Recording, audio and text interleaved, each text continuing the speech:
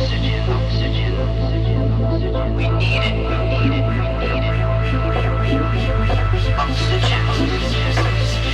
It's why we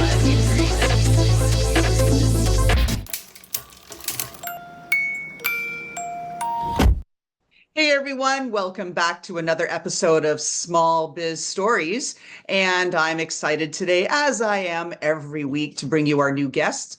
Today's guest is Dr. Darryl Stickel, PhD from Duke University of Business, no less. So, really, really great expertise here coming at you live to talk about business. And what perfect place, other than Small Biz Stories, to be able to share what he does. He is the founder of Trust Unlimited. He's also an author of a book that has very high ratings related to how you build trust. But one of the most important things that I heard from Dr. Stickel's research and background and what he does, he actually makes it a solution. It's not just talking about trust, but he does things. And there we're totally aligned because I'm all about fix the freaking problem. Dr. Stickel, welcome to the show.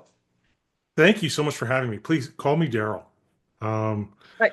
I will, Darryl. As I shared with you, I wanted to be called Darryl, but my parents chose Laurelyn. So there we go. Talk to us about a little more about yourself, and you're coming at us live from Victoria, British Columbia. Go ahead. so I was born and raised in northern British Columbia, which it was a small, isolated community. People had to look out for each other.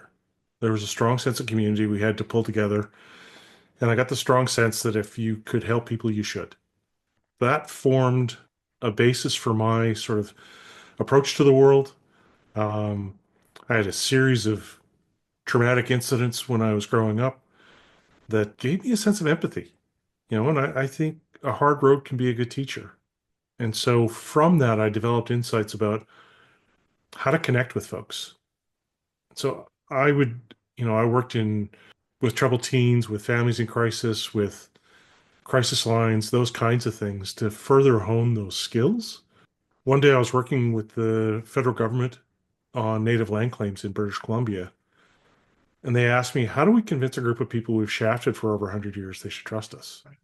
And I thought, boy, that is a really good question. That's a loaded question. It is. My first response was it would help if we were trustworthy. Mhm. That's a hard thing for government to do because it's hard for one government to hold governments that follow it accountable, right? So it's hard to make commitments that are going to last long term for a lot of government. And it's no coincidence, because I don't believe in coincidence, things happen as they're supposed to happen, that we have two Canadian PhDs talking here now at the very hour that the United States president is about to announce new tariffs, which are going to have a global impact on the economy. And I know all of my Canadian peeps are just spinning and wondering what that means. So, like you said, trust is a very, very difficult thing. So let's roll this back into a couple of things because I do try to avoid some of the politics. I understand Yeah, that of they play course. into everything. Let's talk about, I think, the foundation that you built. So, do you think it's a coincidence or a coincidence? I guess a combination was the word I was searching for. A combination of growing up in a smallish town in Canada, which instilled values of empathy and trust and leaning on each other. Or do you think it was a byproduct of some of the trauma that you experienced? I mean, talk to us about where all of this developed to get you to the place where you are now, teaching and coaching others on trust. Well, I think it's a combination and it's complex because otherwise everyone from a small town would be an expert on trust and they just aren't, right? And so I grew up with a visual impairment. I knew that I had a degenerative condition that I would eventually go become blind, legally blind. So I had decided I was going to train myself to think for a living, right? So that because I wasn't going to be an airline pilot or, you know, police officer or any of those other careers, I would have to be someone who sold his brain, right, for a living. When I was 17, I was playing hockey. I was playing junior. I got attacked by a fan with a club, shattered my helmet, knocked me unconscious. I had a really severe concussion. That was in 1984.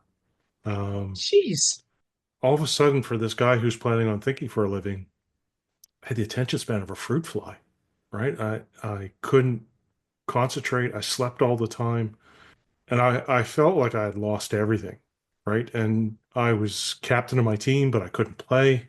So the things that had meaning for me were all pulled away.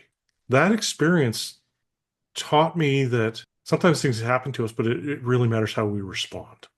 And I would find myself, when I eventually went back to school, went to university, I'd be sitting on the bus in Victoria, and some stranger would just come and sit next to me and say, I'm really having a hard time. I wanted to understand why that kept happening. I would notice that people would react differently to me than they would to other people in the same moment. And so I wanted to understand that and understand what was causing it. And when I worked with street kids, people would say that, we just don't see people connect the way you do with them. What is it that drives that? And part of it's that level of compassion and empathy and that level of understanding of life can be hard. Having someone who's gone through some stuff isn't going to judge, is accepting, and at the same time can be thoughtful. It seemed to be a rare combination. I had this iterative set of experiences where I was going to school and working and going to school and working, just learning these different pieces. Um, and so I ended up having insights that most folks just didn't have. And when I went to Duke to write my doctoral thesis, there were two of the world's leading experts on trust there at the time. After I finished, they sat me down and they said, you know what, Darryl, when you first came to us, we thought too big, too complicated. He never solves it.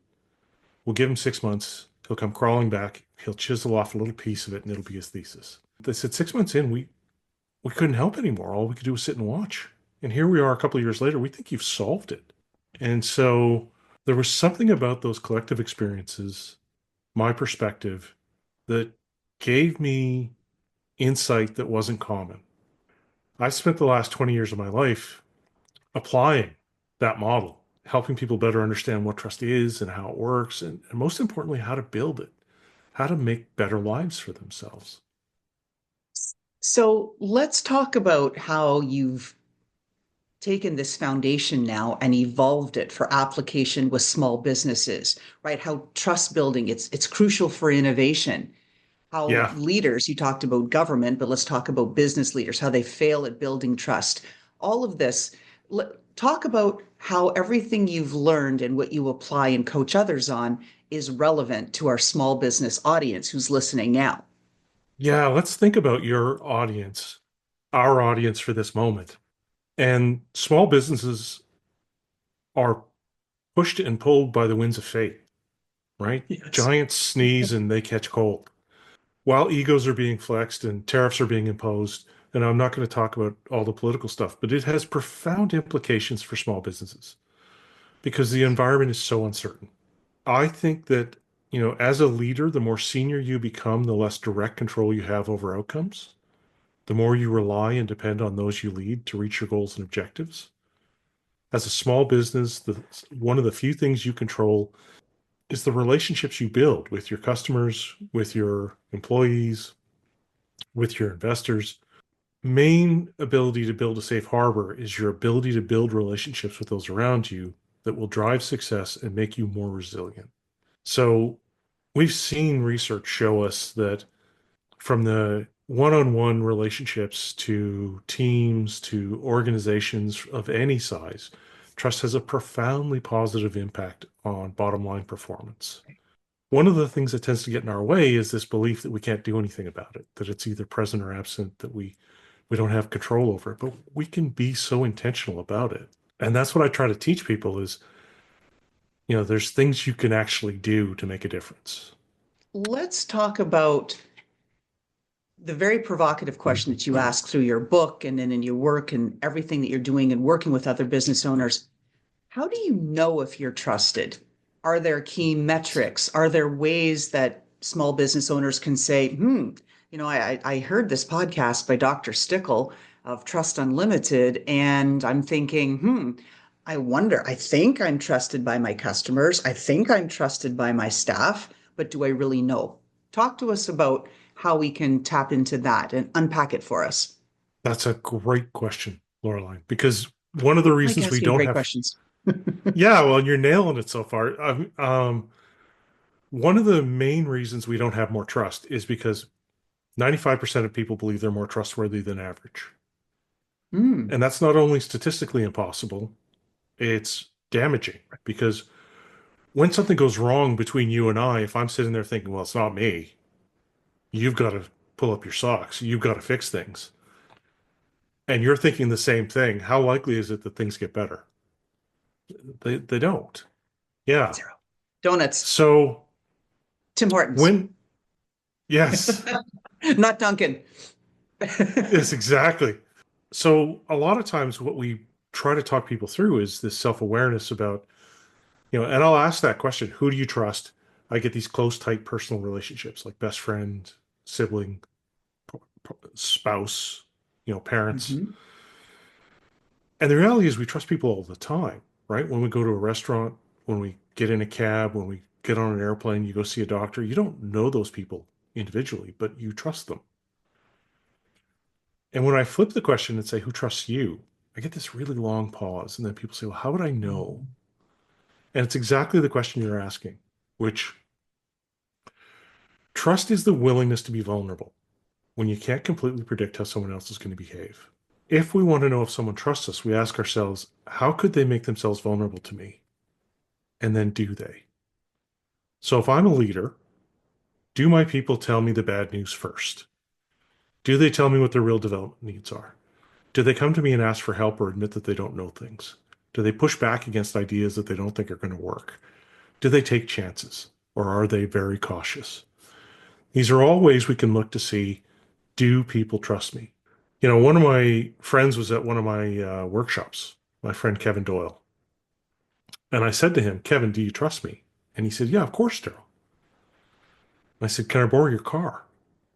Now, Kevin has Wow. a nice car, right? It's a Porsche. And I said, Very look, nice. before you answer, I know it's Toronto in the middle of winter and it's a blizzard. There's a blizzard outside. So road conditions are not great. And I know that I'm legally blind. I can't actually see out the front windshield. But in the words of Dustin Hoffman in Rain Man, I really am an excellent driver. And I said, so can I borrow your car? And he goes, no. And I said, so what just happened here? I asked you if you trust me. You said yes. But then I asked you to make yourself vulnerable to me and you say no. We trust people at different levels and with different things. And a lot of the research treats trust like it's a dichotomous variable, like it's present or absent. And in reality, it's like a dimmer switch. We trust some people more than others. We trust people in certain places and not others. Now, I know that David or that Kevin trusts me because he has me over to his house. I've met his family, his kids. We have deep, meaningful conversations. And at the break, he actually came up to me and said, I'm really uncomfortable with this. And I think Hmm. I've got a solution. Let's go to the salt flats and you can drive my car.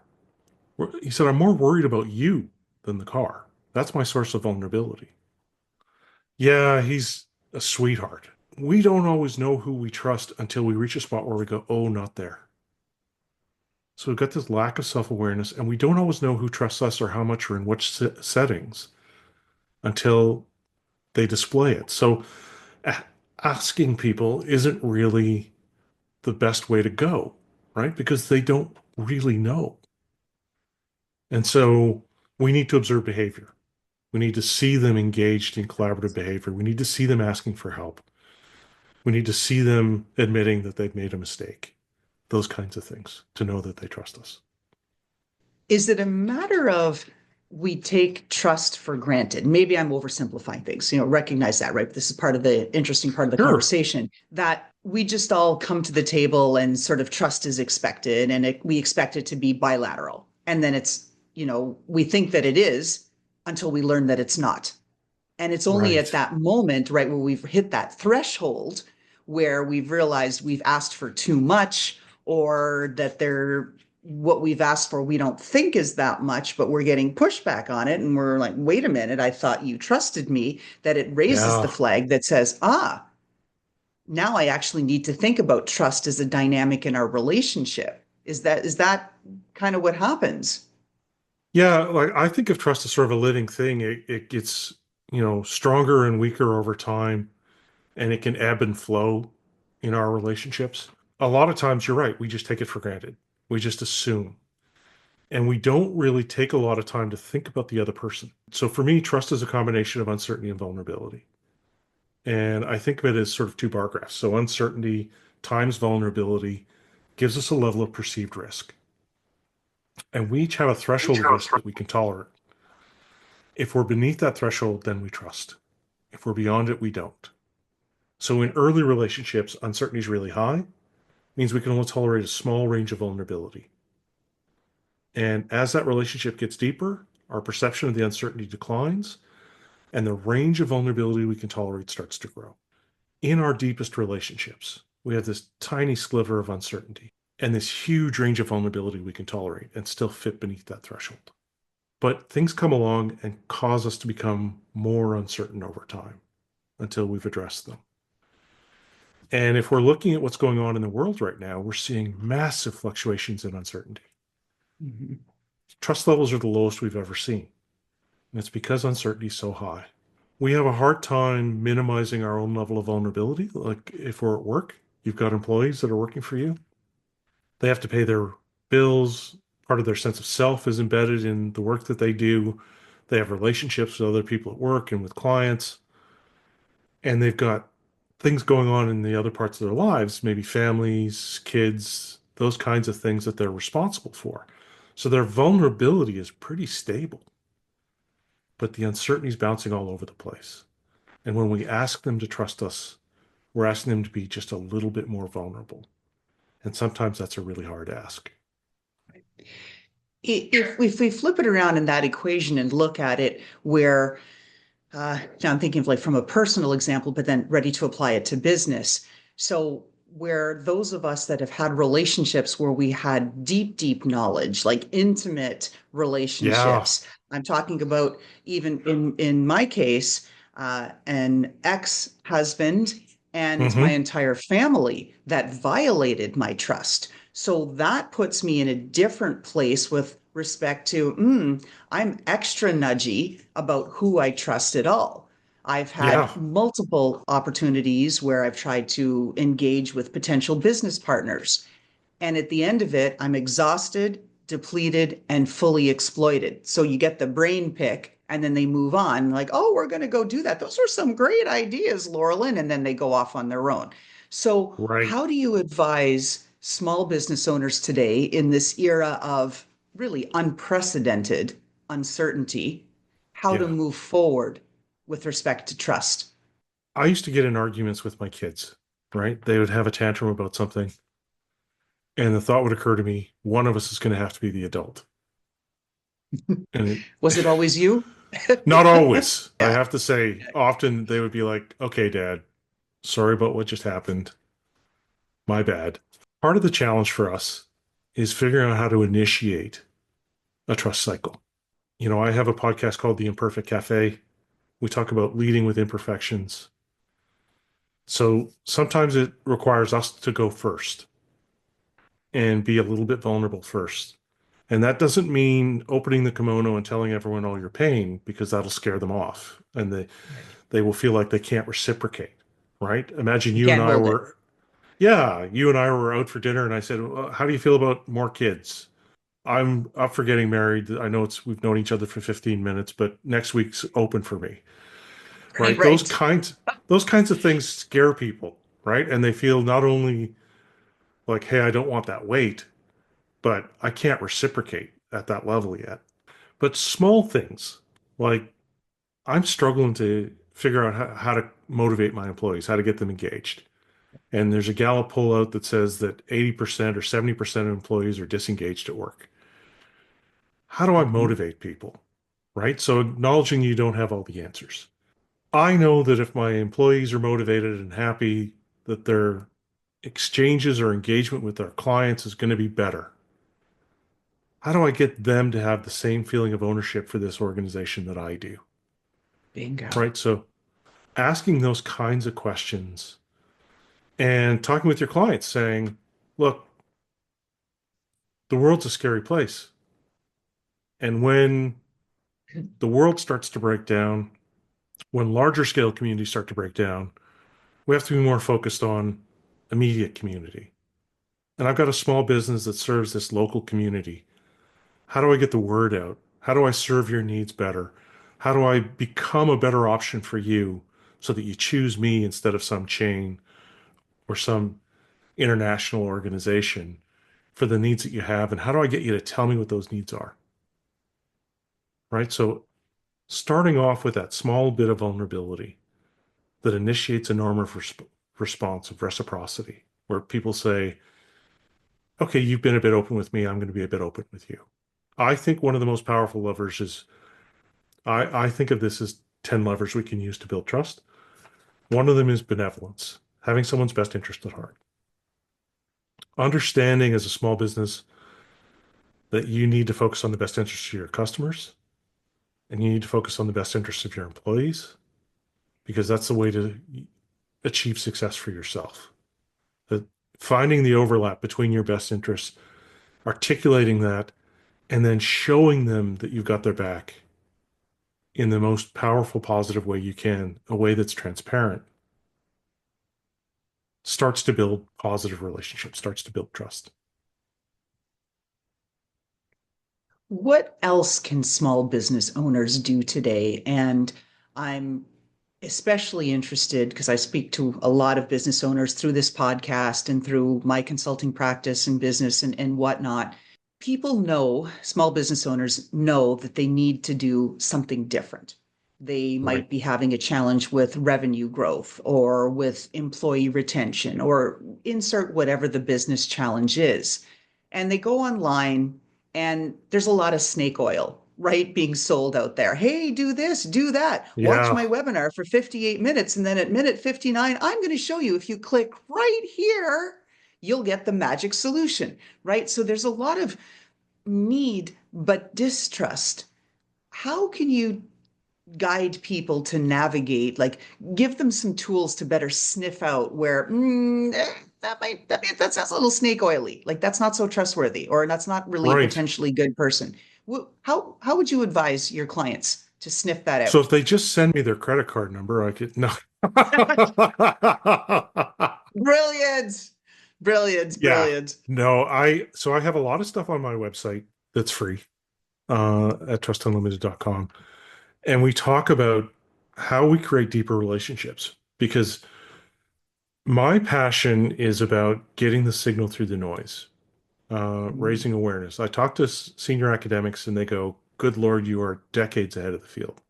But I talk to real people and I show them the model that I use. And you can find it for free in my blog on my website.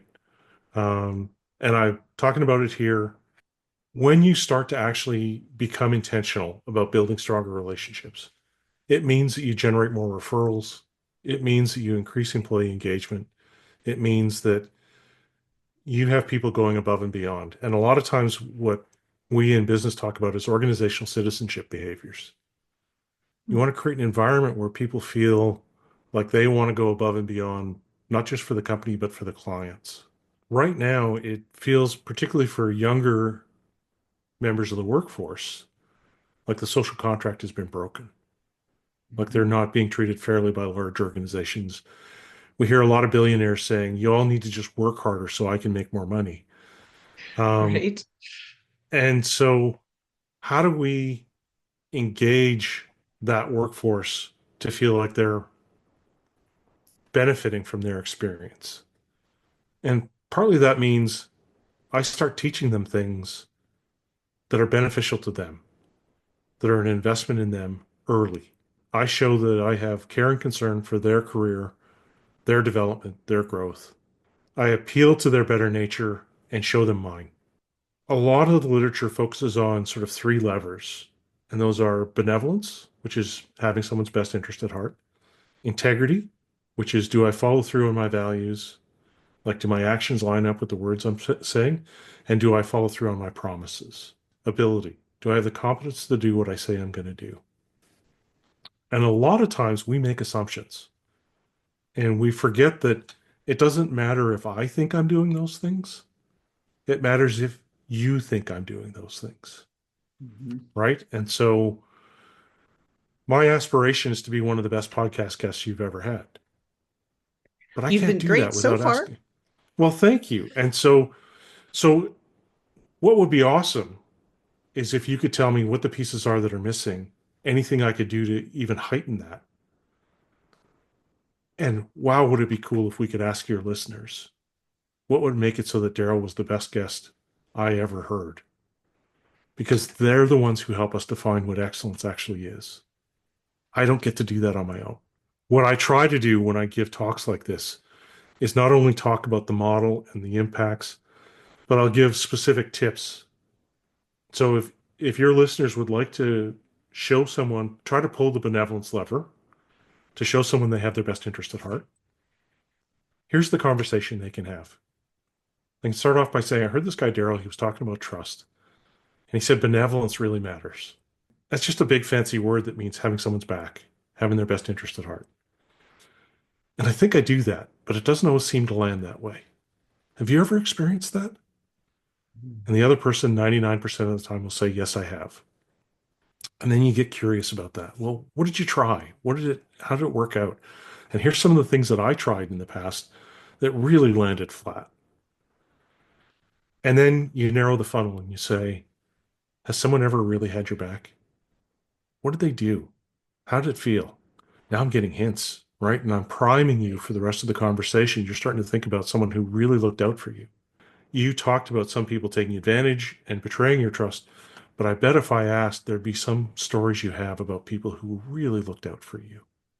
Absolutely. I've got my Northern Ontario posse. We all take care of each other. Yeah, there you They're go. fabulous. My chosen family. Wonderful. Yeah, okay. And so if we start to dig in and say, well, what is it that they do? Well, they're probably curious about you. They probably, you know, Mhm. think about you when you're not there. They they talk about things that matter to you or reference things that they've come across that matter to you. These are all ways that they show that they've got your best interest at heart. That's right. Let's narrow it even further. What would it look like if I had your back? What does success mean to you? How do I help you get there? And now once you've told me that, I've got the ability to be transparent about it in the future. To say, Laurelyn, you told me that having positive impact for your listeners is really important to you. It's one of the ways that you Yes. drive success. Here's some research I came across that they might be interested in. And I was thinking about you. And now all of a sudden, we don't miss each other, right? We interpret the world through stories. And if you hear my benevolence and see it and have me frame it that way, it's much harder for you to misinterpret. Oh, spot on. And the relevant example hit 24 hours ago. A former client who I haven't done business with in a long time, I came across an article on Popular Mechanics, I know, about reversing gravity. Not even my field, but that's his field. And I thought, wow, this is so out there. And it's such a rare thing. And I thought, what was his name? What was his name? And then I grabbed the link, sent it to him, and said, here's some thoughts and that on it. Not looking and fishing for, hey, more business, just it's such a weird thing. Again, like I said, I don't believe in Yeah. coincidence. It was there. And I reached out and said, here, here's a link, take a look. And he's like, oh my goodness, I'm so grateful you did this. I've been thinking about, like, I'm having a hard time. I've been thinking about what to do next in my business and where to go and with the challenges I'm facing in my research. And this article's, so you never know. You get guided, right? And then it's because there's some level of trust that you build, but it takes both Yeah. sides working at it, right? And It just as I it would ask does. you, how can I, earn your trust, right? And build this out and let people know about your wonderful book. People can buy it on Amazon, Darryl Stickel, on Right. trust and building trusted relationships, trustunlimited.com. And there's so much more to this. But the challenge is people are also really limited on time. So Yeah. with podcasts like this, I could talk to you for hours, but we won't have people listening for hours. What we want to do here in the next couple of minutes is, as we drive to a wrap, is get people to go look. go be curious, explore more, trustunlimited.com. As I said, you've got all kinds of free goodies there, your blog, lots of information, and people can get in contact with you if they want to learn more. But Right. as we wrap, a couple of just fun and little silly questions. So you Sure. did your PhD at Duke, best doors of in any college around the world. I love all their doors. I have tons and tons of photographs. But my question is, Cosmic Cantina? Oh, the burritos. Yes, fantastic. Yes, right? They used to deliver to the business school. They would deliver dozens of burritos that were kept in a warmer. And so I used to have them for lunch all the time.